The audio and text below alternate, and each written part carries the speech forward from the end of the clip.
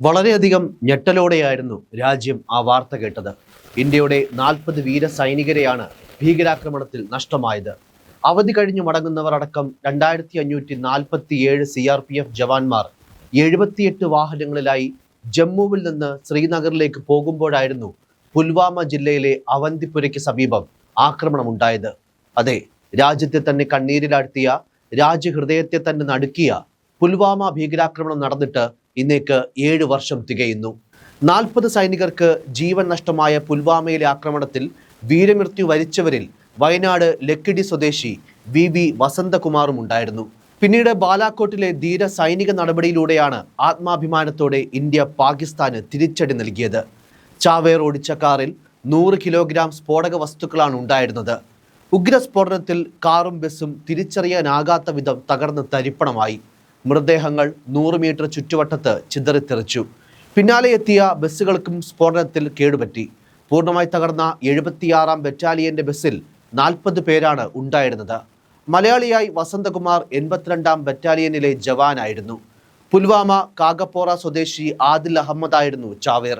ആക്രമണം കഴിഞ്ഞ് 6 ദിവസത്തിനു ശേഷം കശ്മീർ പോലീസിൽ നിന്ന് അന്വേഷണം NIA ഏറ്റെടുത്തു. ഭീകരാക്രമണത്തിന്റെ ഏകോപനം നിർവഹിച്ചത് 23-കാരൻ ജെയ്ഷെ മുഹമ്മദ് ഭീകരൻ മുസദിർ അഹമ്മദ് ഖാൻ ആണെന്ന് വ്യക്തമായി.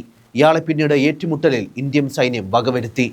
മുൻപ് പറഞ്ഞതുപോലെ പാക് ഭീകര സംഘടനയായ ജെയ്ഷെ മുഹമ്മദ് ആയിരുന്നു ആക്രമണത്തിന് പിന്നിലെന്ന് തെളിഞ്ഞത് ഈ ഭീകരാക്രമണത്തിന് ശേഷം ഇന്ത്യ പാകിസ്ഥാൻ ബന്ധം വഷളാകുന്നതിലും മുഖ്യ പങ്ക് വഹിച്ചു. സ്ഫോടക വസ്തുക്കൾ നിറച്ച ആ വാഹനം CRPF ജവാന്മാർ സഞ്ചരിച്ച വാഹന വ്യൂഹത്തിന് നേരെ ഇടിച്ചു കയറ്റുകയായിരുന്നു. 2019 ഫെബ്രുവരി 14 നടന്ന പുൽവാമ ഭീകരാക്രമണത്തിൽ വീരമൃത്യു വരിച്ച സൈനികർക്ക് പ്രധാനമന്ത്രി നരേന്ദ്രമോദി ആദരാഞ്ജലികൾ അർപ്പിച്ചു. വീരമൃത്യു വരിച്ച സൈനികരുടെ അദമ്യമായ ധൈര്യവും ത്യാഗവും ഓരോ ഇന്ത്യക്കാരനും ശക്തി നൽകുന്നു എന്നാണ് അന്ന് അദ്ദേഹം പറഞ്ഞത്. ഉപരാഷ്ട്രപതി CP രാധാകൃഷ്ണനും സൈനികർക്ക് ആദരാഞ്ജലി അർപ്പിച്ചിരുന്നു. ലോക്സഭാ തെരഞ്ഞെടുപ്പിന് 2 മാസം മുൻപായിരുന്നു ഈ ആക്രമണം. അതുകൊണ്ട് തന്നെ രാഷ്ട്രീയമായും സംഭവം ഒരുപാട് ചർച്ച ചെയ്യപ്പെട്ടു. ആക്രമണത്തിന്റെ 12-ാം ദിനം ഇന്ത്യ തിരിച്ചടിച്ചു. പാകിസ്ഥാനിലെ ബാലാക്കോട്ടിലെ ഭീകര പരിശീലന കേന്ദ്രം മിന്നലാക്രമണത്തിൽ ഇന്ത്യ തകർത്തു. വ്യോമാക്രമണത്തിൽ 300-ഓളം ഭീകരരെ വധിച്ചുവെന്നാണ് അന്ന് കേന്ദ്ര സർക്കാർ അറിയിച്ചത്.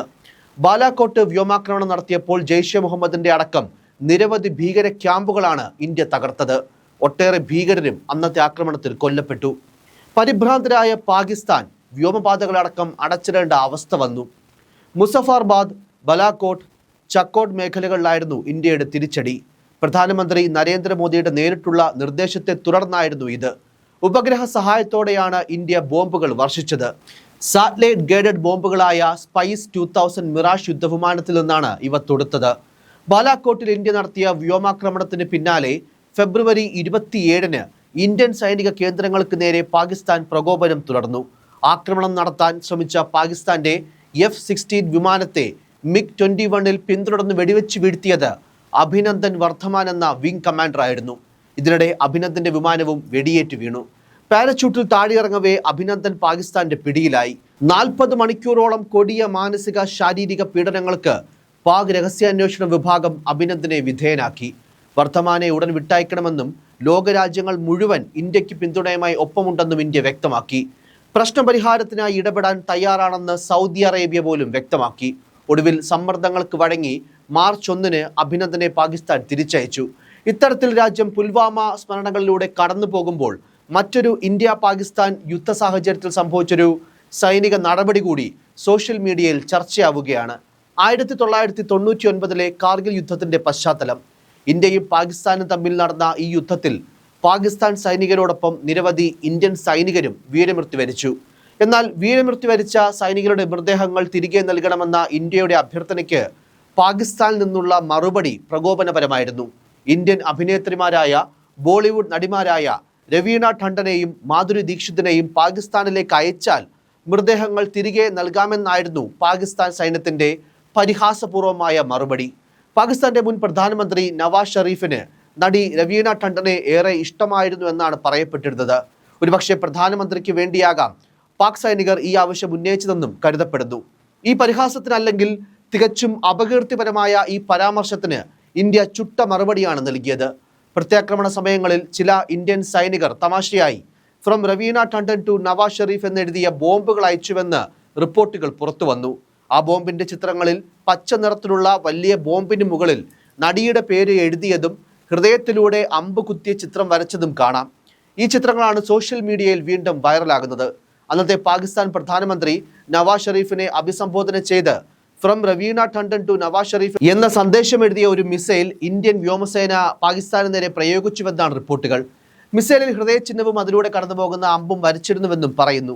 ഈ സംഭവത്തിൽ പങ്കാളിയായത് അഭിമാനകരമാണെന്നും ഇതിന്റെ ചിത്രങ്ങൾ ഗുൽമാർഗിലെയും ലേയിലെയും മ്യൂസിയങ്ങളിൽ ഉണ്ടെന്നും കേട്ടിട്ടുണ്ടെന്നുമാണ് പിന്നീടൊരിക്കൽ രവീണ ടണ്ടൻ ഈ സംഭവത്തെപ്പറ്റി ഒരു അഭിമുഖത്തിൽ തുറന്നു പറഞ്ഞത്. എന്നാൽ താൻ യുദ്ധത്തിനെ പ്രോത്സാഹിപ്പിക്കുന്നില്ലെന്നും രവീണ വ്യക്തമാക്കി. രാജ്യത്തിന്റെ സുരക്ഷയ്ക്കായി ആവശ്യമായ നടപടികൾ സ്വീകരിക്കേണ്ടതുണ്ടെങ്കിലും കഴിയുന്നിടത്തോളം യുദ്ധം ഒഴിവാക്കണമെന്നാണ് തന്റെ നിലപാടെന്നും അവർ വ്യക്തമാക്കിയിരുന്നു. ഇവിടെയും അവിടെയും രക്തത്തിന്റെ നിറം ചുവപ്പാണ്. ഒരമ്മയ്ക്കും തൻ്റെ മകനെയോ മകളെയോ നഷ്ടപ്പെടുന്നതിൽ അഭിമാനം തോന്നാൻ പാടില്ല എന്നാണ് രവീണ ഈ സംഭവവുമായി ബന്ധപ്പെട്ട് പറഞ്ഞത്. അതേസമയം രാജ്യത്തെ രക്ഷിക്കാൻ വേണ്ടിയാണെങ്കിൽ താൻ അതിനായി മുന്നിൽ നിൽക്കുമെന്നും അവർ കൂട്ടിച്ചേർത്തു. എന്തായാലും കാലങ്ങൾക്കിപ്പുറം ഇന്ത്യ സൈനിക മേഖലയിൽ വൻ ശക്തിയായി മാറിയിരിക്കുകയാണ്. പ്രത്യേകിച്ചും അങ്ങോട്ട് ആക്രമിക്കുന്ന അല്ലെങ്കിൽ യുദ്ധത്തിന് മുന്നിട്ടൊരുങ്ങുന്ന ഒരു നിലപാട് ഇന്ത്യ സ്വീകരിക്കാറില്ലെങ്കിലും ഇങ്ങോട്ടടിച്ചാൽ 10 മടങ്ങ് പ്രഹരശേഷിയിൽ തിരിച്ചടിക്കാനുള്ള സൈനിക ബലവും ആയുധശേഷിയും സാങ്കേതിക വിദ്യയും ഇന്ന് ഇന്ത്യക്ക് സ്വന്തമായുണ്ട്. ബാലാക്കോട്ടിലെ ഇന്ത്യൻ പ്രത്യാക്രമണം സമീപ വർഷങ്ങളിൽ ഇത്തരത്തിൽ ചൂണ്ടിക്കാണിക്കാവുന്ന ഏറ്റവും വലിയ ഉദാഹരണവുമാണ്. News desk, focus news TV.